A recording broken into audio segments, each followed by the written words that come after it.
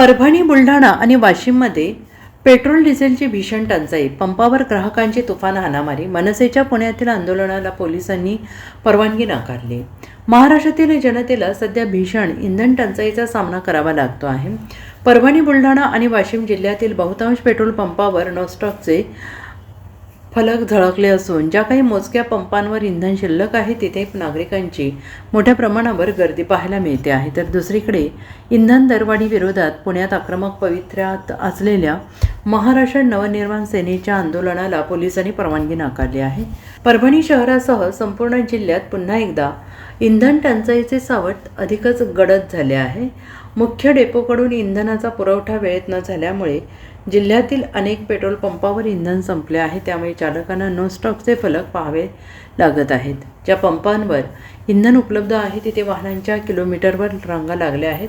तासनतास ताटकळत राहावं लागत आहे। पुरवठ्यातील विस्कळीतपणामुळे परभणीतील अनेक पंप चालकांवर पंप पूर्णपणे बंद ठेवण्याची वेळ आली आहे।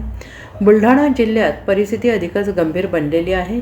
जिल्ह्यातील एकूण 165 पेट्रोल पंपांपैकी निम्म्याहून अधिक पेट्रोल पंप गेल्या 3 दिवसांपासून इंधन नसल्यामुळे कुलूप बंद आहेत। सिंदखेड राजा तालुक्यातील मलकापूर पांगरा येथील पेट्रोल पंपावर काल रात्री इंधन भरण्यासाठी आलेल्या एका इसमाला काही दुचाकीस्वार गुंडांनी बेदम मारहाण केल्याची धक्कादायक घटना घडली आहे। विशेष म्हणजे यावेळी घटनास्थळी पोलीस कर्मचारी हजर असताना हा राडा झाला आहे।